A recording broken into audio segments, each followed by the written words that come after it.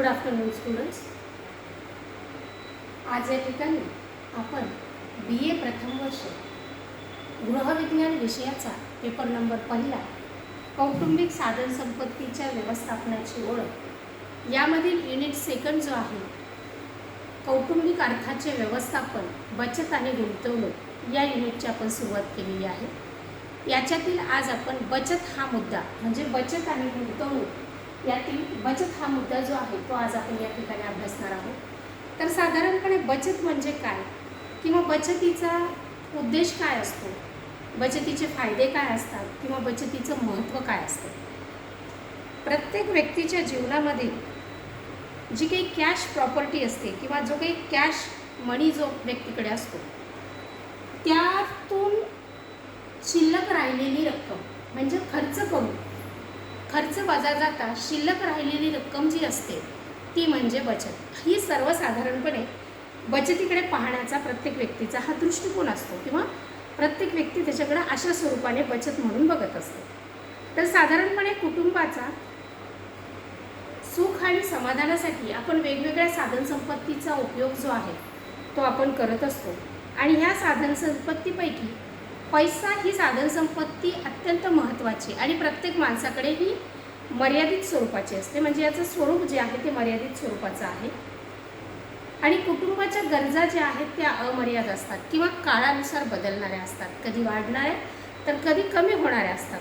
आणि ह्या पूर्ण करण्यासाठी आपल्याकडे उपलब्ध असलेली साधनसंपत्ती म्हणजेच पैसा याचा उपयोग जो आहे तो फार विचारपूर्वक आपल्याला करावा लागत असतो. आणि या दृष्टिकोनातूनच कुटुंबाला आर्थिक सुरक्षितता याचा जर विचार केला तर ती आर्थिक सुरक्षितता मिळवण्यासाठी किंवा ती आर्थिक सुरक्षितता आहे आपल्याकडे या स्वरूपाचं एक समाधान मिळवण्यासाठी किंवा असण्यासाठी आणि भविष्य काळातील आपल्या ज्या काही वाढलेल्या गरजा आहेत किंवा येणाऱ्या ज्या अडचणी आहेत या सगळ्या सॉल्व करण्यासाठी किंवा या सगळ्या गोष्टी सोडवण्यासाठी माणसाकडे बचत ही असणं खूप गरजेचं आहे. आणि मग आर्थिक दृष्टिकोनातून म्हणजे आर्थिक सुरक्षिततेच्या दृष्टिकोनातून बचत आणि गुंतवणूक हे दोनही बाबी किंवा हे दोनही मुद्दे विचार करण्यासारख्या ह्या गोष्टी आहेत. कारण की कुटुंबाच्या ज्या जीवनचक्राच्या 3 अवस्था असतात, प्राथमिक अवस्था, विस्तारित अवस्था आणि आकुंचित अवस्था. तर प्राथमिक अवस्थेमध्ये कुटुंबाची असणारी सदस्यांची संख्या ही जी मर्यादित असते आणि ह्या मर्यादित असणाऱ्या सदस्य संख्येच्या मानाने त्या काळातील उत्पन्न जे आहे ते जास्त असतं. परंतु जेव्हा कुटुंबाची विस्तारित अवस्था येते तेव्हा या विस्तारित अवस्थेमध्ये कुटुंबाकडे एकंदर उत्पन्न जे आहे उत्पन्न ॲज इट इज राहतं, परंतु अपत्याच्या अनुषंगाने त्यांच्याकडे येणाऱ्या जबाबदाऱ्या आणि त्या जबाबदाऱ्यांसाठी खर्च करावा लागणारा पैसा याचं प्रमाण हे निश्चितच विस्तारित अवस्थेमध्ये वाढलेलं असतं. आणि पुन्हा जेव्हा कुटुंबाची अवस्था ही आकुंचित अवस्था किंवा आकुंचन अवस्थेकडे जेव्हा जाते तेव्हा कुटुंबामध्ये पुन्हा सदस्य संख्या ही शेवटी 2च होते. कारण की मुले ही आपली आर्थिकदृष्ट्या स्वतंत्र होऊन ती विभक्त झालेली असतात, परंतु या काळामध्ये शारीरिक क्षमता किंवा कमवण्याची ताकद जी आहे ती त्या व्यक्तीची क्षीण झालेली असते आणि मग त्या अनुषंगाने त्या काळामध्ये लागणारा जो काही पैसा आहे किंवा त्या कालावधीसाठी लागणारी जी काही तरतूद आहे ती त्याला बचतीच्या माध्यमातून त्याच्या प्रारंभिक अवस्थेपासून सुरुवात करावी लागत असते. म्हणजे एकंदर अशा कुटुंबाच्या वेगवेगळ्या अवस्थांमध्ये वेगवेगळ्या गरजांच्या याच्यासाठी आपल्याला त्या दृष्टिकोनातून आपल्याला बचत आणि गुंतवणूक या दोन मुद्द्यांकडे बघणं खूप गरजेचं पडतं. कारण की ह्या ज्या काही कौटुंबिक जीवनचक्राच्या अवस्थातून आपण जातो त्यावेळेस त्या ठिकाणी त्या काळाच्या आणि वेळेच्या अनुषंगाने आपण ज्या काही तरतुदी भविष्यासाठी करू शकतो म्हणजेच बचत आणि गुंतवणूक ह्या आपल्याला त्या दृष्टिकोनातून बघणं त्या ठिकाणी गरजेचं होतं किंवा त्याच्या पद्धतीनेच त्याचा आपल्याला त्या ठिकाणी विचार करायला पाहिजे. तर आता बचत आणि गुंतवणूक हे दोन मुद्दे जे आहेत किंवा ह्या दोन घटक जे आहेत हे वेगवेगळे आहेत. प्रत्येक व्यक्ती आपल्या कुटुंबाच्या स्वतःच्या गरजा भागवून भविष्यातील संभाव्य गोष्टी किंवा संभाव्य गरजा पूर्ण करण्यासाठी पैसा कमवत असतो. आणि ह्या काळामध्ये पैशाची आवश्यकता किती प्रमाणात लागेल आणि केव्हा लागेल याचं स्वरूप जे आहे ते निश्चित नसेल, तर त्या दृष्टिकोनातून आपल्याला एक रक्कम थोड्याफार प्रमाणात का होईना परंतु एक रक्कम आपल्याला बाजूला काढून ठेवावी लागते आणि ती आपल्या कुटुंबाच्या स्वतःसाठी, आपल्यासाठी आणि आपल्या कुटुंबासाठी ही बाब जी आहे ती आपल्या फायद्याची असते किंवा हितावह असते. जीवनामध्ये खूप सारे प्रसंग येत राहतात, म्हणजे जसे आणीबाणीचे प्रसंग असतात, आपत्कालीन परिस्थिती व्यक्तीवरती ओढून येत असते.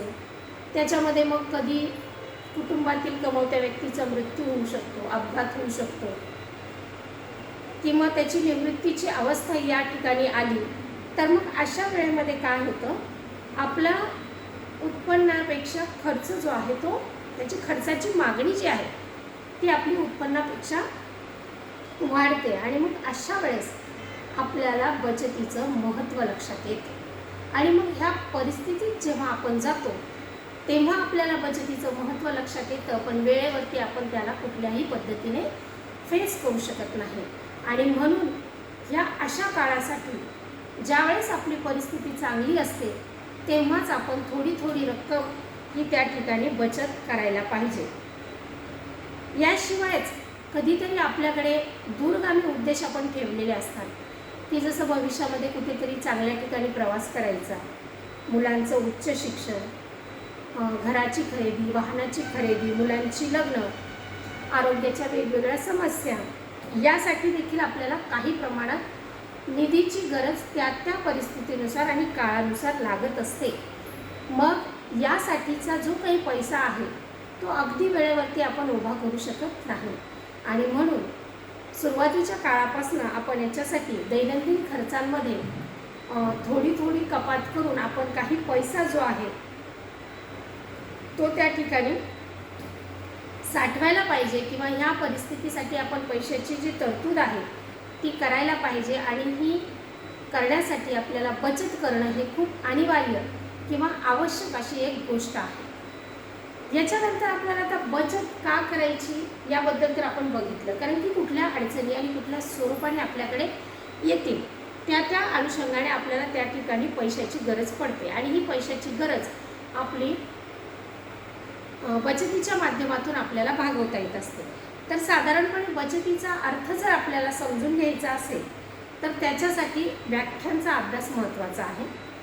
भविष्यकालीन गरजा पूर्ण करण्याच्या हेतूने वर्तमान काळातील मिळकतीतून विशिष्ट हिस्सा बाजूला काढून ठेवला जातो, त्याला बचत असं म्हटलं जातं. त्याच्यानंतर अर्थशास्त्रज्ञांच्या मते उत्पन्नातून खर्च वजा जाता उरलेली रक्कम म्हणजे बचत होय. थोडक्यात म्हणजे काय म्हणता येईल की वर्तमान काळातील उत्पन्नामधून आत्ताच्या काळातील गरजा पूर्ण करण्यासाठी केलेली आर्थिक तरतूद म्हणजे बचत होय. अर्थशास्त्रज्ञांची म्हटलेली जी व्याख्या आहे की उत्पन्नातून खर्च वजा जाता म्हणजे एकंदर ज्या व्यक्तीचं उत्पन्न आहे त्याच्यातून त्याचा जे खर्च आहे तो झाल्यानंतर जी राहिलेली रक्कम आहे ती म्हणजे त्याची बचत होय. परंतु सर्वसाधारणपणे तुमच्या आमच्यासाठी जर थोडक्यात आपण म्हणायचं म्हटलं तर आपल्या वर्तमान काळातील उत्पन्नातून आगामी काळातील म्हणजे पुढच्या काळातील गरजा पूर्ण कशा केल्या जातील किंवा पूर्ण करण्यासाठी केलेली आर्थिक तरतूद म्हणजे बचत होय. म्हणजे भविष्य काळामध्ये येणाऱ्या अडचणी म्हणता येणार नाही, परंतु काहीतरी आगाऊ खर्च किंवा एक्स्ट्राचा जो काही खर्च आपल्याला पडेल या स्वरूपाचा आलेला एक अंदाज आणि या अंदाजासाठी या आगामी काळात होणाऱ्या खर्चासाठी बाजूला ठेवलेली एक रक्कम म्हणजे बचत होय. तर साधारणपणे बचत ही गोष्ट आता आपल्याला लक्षात आलेली आहे. याच्यानंतर आपल्याला बघायचे की बचतीचे लाभ कोणते आहेत, बचतीचं महत्त्व काय आहे किंवा बचतीचे उद्देश काय, म्हणजे महत्त्व, उद्देश आणि फायदा.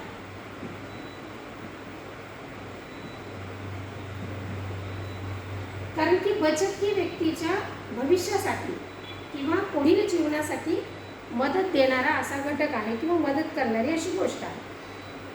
तर आपल्याला बचतीचा लाभ, महत्त्व किंवा उद्देश समजून जर घ्यायचा असेल तर काही मुद्द्याच्या अनुसरून आपण ही गोष्ट समजून घेऊ शकतो. तर त्याच्यामधला पहिला मुद्दा आहे कुटुंबास आर्थिक सुरक्षितता मिळते.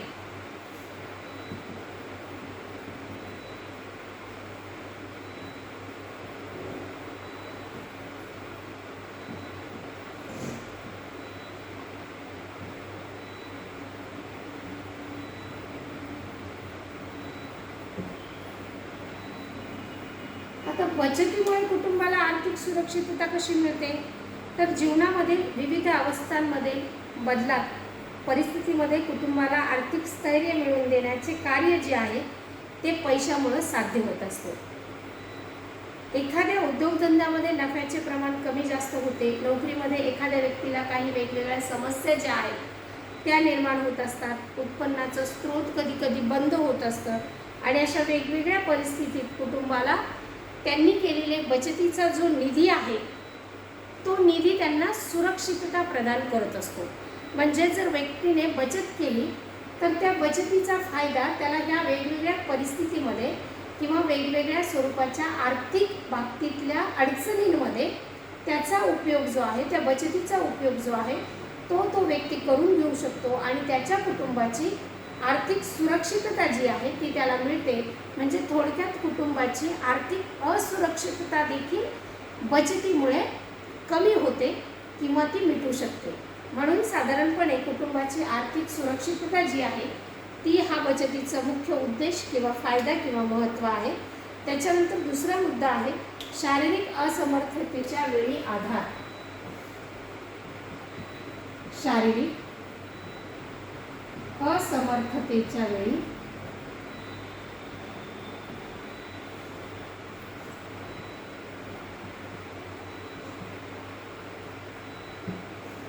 आता शारीरिक असमर्थता म्हणजे काय, तर कमवता व्यक्ती, कुटुंबातील जो कमवता व्यक्ती असतो त्या व्यक्तीला जर काही शारीरिक तक्रारी उद्भवल्या किंवा आजारी पडला किंवा कुठल्याही कारणाने त्याच्या कमाईची असमर्थता जी आहे ती जर ठरली तर त्यावेळेस त्याला त्याच्या बचतीच्या रकमेचा आधार जो आहे तो त्याला त्या ठिकाणी घेता येतो. म्हणजे अशा प्रकारचं कुठलंही संकट, म्हणजे फक्त कमवणाऱ्या व्यक्तीच्या बाबतीतलं संकट जर त्या कुटुंबावरती ओढवलं गेलं तर ते टाळण्यासाठी त्यांनी केलेल्या या बचतीची मदत किंवा फायदा हा त्या कुटुंबाला त्या ठिकाणी त्या व्यक्तीच्या शारीरिक असमर्थतेच्या काळामध्ये होऊ शकतो. त्याच्यानंतरचा तिसरा मुद्दा आहे वृद्धावस्था, निवृत्तावस्था किंवा कौटुंबिक जीवनचक्राची अकुंचित अवस्था. वृद्धावस्था, निवृत्तीची अवस्था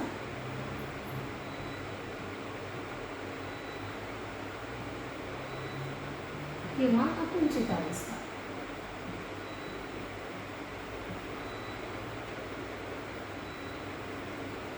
आता या तीनही अवस्थेचा संबंध जो आहे तो एकाच कालावधीसाठी येतो.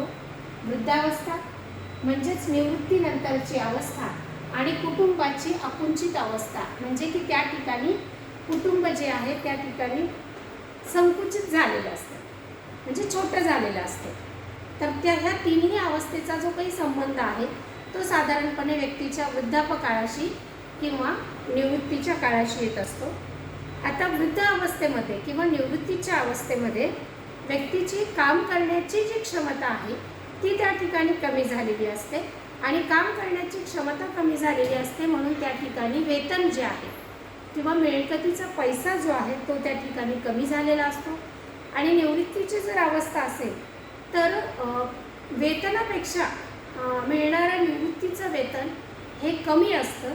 त्याचा एक टक्का जो आहे तो त्या ठिकाणी ठरवलेला असतो आणि निश्चितच पगारापेक्षा निवृत्ती वेतन जे आहे ते त्या ठिकाणी कमी मिळतं.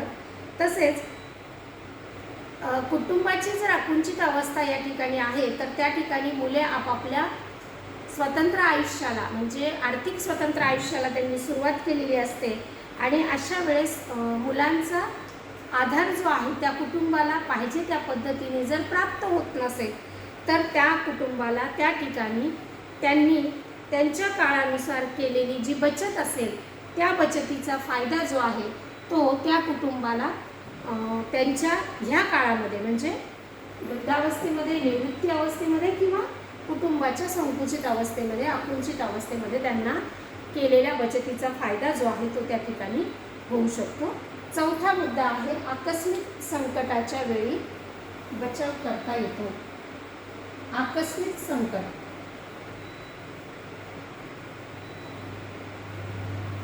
आकस्मिक संकटातून बचाव. आता आकस्मिक संकटातून बचाव म्हणजे काय की कुटुंबावरती कुठल्या स्वरूपाचं आकस्मिक अडचण किंवा अचानकपणे येणारी अडचण येऊ शकते की जसं कुटुंबात काही व्यक्तींचा आजारपण, अपघात, मृत्यू, कुटुंबामध्ये एखाद्या स्वरूपाची मोठ्या स्वरूपाची चोरी होणं किंवा कुठल्याही व्यवसायात किंवा धंद्यामध्ये त्यांना तोटा होणं किंवा तिथे नुकसान होणं यासारख्या ज्या काही गोष्टी आहेत ह्या आकस्मिक अडचणीमध्ये मोडतात.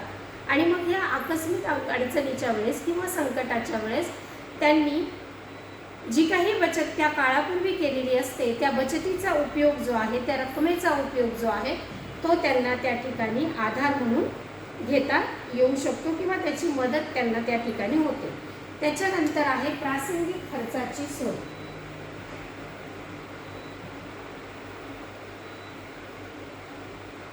प्रासंगिक खर्चाची सोय. आता प्रासंगिक खर्च म्हणजे काय की परिस्थितीच्या अधीन राहून किंवा आपल्या दैनंदिन खर्चाच्या व्यतिरिक्त असणारे जे काही प्रासंगिक खर्च असतात ते खर्च देखील कुटुंबाला त्या त्या काळानुसार आणि वेळेनुसार करणं गरजेचं असतं. की जसं धार्मिक समारंभ आहे, उत्सव आहे, लग्न आहे किंवा एखादं मंगल कार्य आहे, उच्च शिक्षणाचं एखाद्या मुलाचं शुल्क भरणं आहे, म्हणजे यासारख्या ज्या प्रासंगिक खर्चाची व्यवस्था करण्यासाठी त्या फॅमिलीने, त्या कुटुंबाने केलेल्या बचतीचा उपयोग जो आहे तो त्यांना त्या ठिकाणी होऊ शकतो. म्हणजे केलेल्या बचतीचा फायदा प्रासंगिक खर्चासाठी तो कुटुंब घेऊ शकते. त्याच्यानंतर आहे सामाजिक प्रतिष्ठेची प्राप्ती.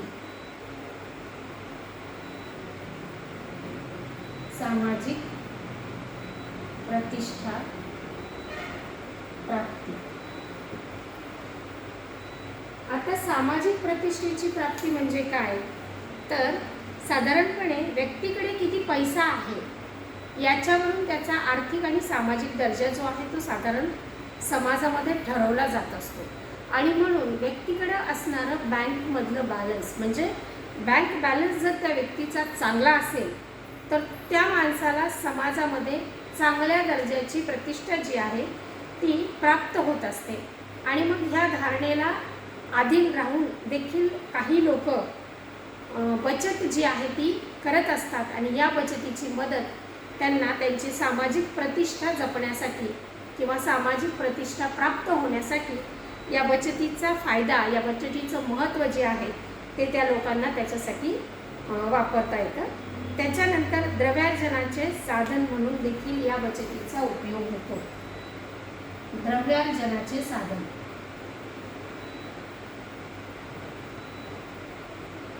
आता हे कशा पद्धतीने होऊ शकतं की बचत हे आपलं द्रव्यार्जन कसं बनेल किंवा द्रव्यार्जनाचं आपलं साधन कसं होऊ शकतं. तर याच्यात कसं आहे की आपण बचत केलेल्या पैशाचा उपयोग जर आपण एखाद्या उद्योगासाठी भांडवल म्हणून उपयोग त्या गोष्टीचा, त्या पैशाचा केला जाऊ शकतो. कारण की उद्योगधंद्यासाठी आपल्याला कर्ज काढणं किंवा कर्ज जरी घेतलं तरी त्याच्यातली काही टक्के रक्कम ही स्वतःला घरातूनच उभी करावी लागत असते. आणि मग या गोष्टीचा, या बचतीचा फायदा जो आहे तो राहिलेल्या पर्सेंटमध्ये म्हणजे कर्जाच्या अगेन्स्टमध्ये राहिलेली जी रक्कम असते ती पूर्ण करण्यासाठी त्या फॅमिलीला, त्या कुटुंबाला किंवा त्या व्यवसायकर्त्याला त्याच्या बचतीचा उपयोग जो आहे तो त्या ठिकाणी होऊ शकतो. त्याच्यानंतर 8वा मुद्दा आहे की मौल्यवान किमती वस्तूंच्या खरेदीसाठी बचतीच्या माध्यमातून आपल्याला मदत होऊ शकते किंवा बचतीच्या माध्यमातून आपल्याला फायदा त्या गोष्टीचा होऊ शकतो. म्हणजे व्यक्तीने जी केलेली बचत असते त्या बचतीचा उपयोग तो व्यक्ती स्वतःसाठी किंवा कुटुंबासाठी मौल्यवान किमती वस्तू किंवा वेगवेगळ्या प्रकारची साधनसामग्री, यंत्रसामुग्री यातील काही गोष्टी ह्या बऱ्याच महाग असल्या तरी देखील त्यांनी दैनंदिन खर्चातून जी काही तरतूद केलेली असते त्या तरतुदीच्या मदतीने तो त्याचा उपयोग घेऊन मौल्यवान वस्तू किंवा किमती वस्तू ज्या आहेत त्या देखील तो खरेदी करू शकतो. त्यानंतर 9वा मुद्दा आहे कर्जासाठी तारण ठेवलेली गुंतवणुकीसाठी देखील त्याचा उपयोग होतो. म्हणजे आपण जी केलेली बचत असते या बचतीचा उपयोग आपण तारण म्हणून ठेवून त्याच्या आगाऊ आपण त्या ठिकाणी कर्ज देखील बँकेच्या किंवा इतर स्वरूपाच्या माध्यमातून आपण घेऊ शकतो. त्यानंतरचा मुद्दा आहे वाढती महागाई. याच्यामध्ये जीवनमान कायम ठेवण्यासाठी आपण आपल्या बचतीचा उपयोग करू शकतो. की जसं दिवसेंदिवस वाढणारी जी महागाई आहे आणि मग त्याच्यामध्ये सगळ्याच गोष्टीची म्हणजे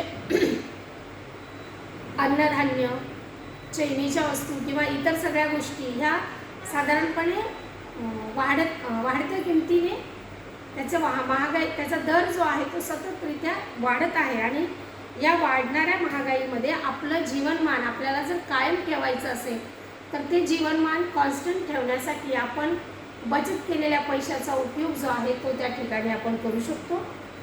त्याच्यानंतर संततीविषयीचे प्रेम देखील आपण बचतीच्या माध्यमातून दर्शवू शकतो की आपण आपल्या बचतीतून पुढच्या पिढींसाठी म्हणजे आपल्या पुढच्या पिढीची सोय जी आहे ती आपण त्या ठिकाणी करू शकतो. आणि ह्या सोयीच्या माध्यमातून आपल्या कुटुंबावरचं आपल्या पिढींवरचं प्रेम जे आहे ते आपण त्या ठिकाणी प्रकट करण्याच्या दृष्टीने त्या ठिकाणी आपण बचत करत असतो. आणि ह्या बचतीच्या पैशातून विकत घेतलेली जी मालमत्ता आहे ती आपल्या पुढच्या पिढीसाठी उपयोगात येत असते. आणि त्याच्यानंतर शेवटचा मुद्दा आहे या ठिकाणी की बचत करणे ही एक चांगली सवय आहे आणि ती सवय जी आहे ती व्यक्तीला लागत असते. बचत करणे ही संकल्पना आजची नाही आहे, तर ही संकल्पना फार पूर्वीपासून चालत आलेली आहे. पूर्वी याला गंगाजळी साठवणे असा शब्द वापरला जात होता, पण पूर्वीच्या आणि आत्ताच्या पैसे साठवण्याच्या पद्धतीमध्ये निश्चित बदल मात्र झालेला आहे, परंतु मूळची संकल्पना मात्र तीच आहे. आणि या दृष्टीने पाहता नियमित बचत करणे ही व्यक्तीला एक चांगली म्हणजे ही एक चांगली सवय आहे. प्रत्येक व्यक्तीने आपल्या मिळकतीमधनं काही रक्कम बाजूला ठेवणं किंवा काही रक्कम बचत करणं हे त्याच्या भविष्याच्या सुरक्षिततेसाठी योग्य राहतं. तर अशा पद्धतीने आपण या ठिकाणी बचतीचे महत्त्व, उद्देश किंवा फायदे हे आपल्या वेगवेगळ्या मुद्द्याच्या अनुसरून किंवा अनुषंगाने आपण या ठिकाणी बघितलेले आहे. आजची ही तासिका आपण या ठिकाणी थांबवतो आहोत. पुढच्या तासिकेमध्ये नवीन मुद्दा घेऊन आपण भेटूया. तोपर्यंत थँक्यू.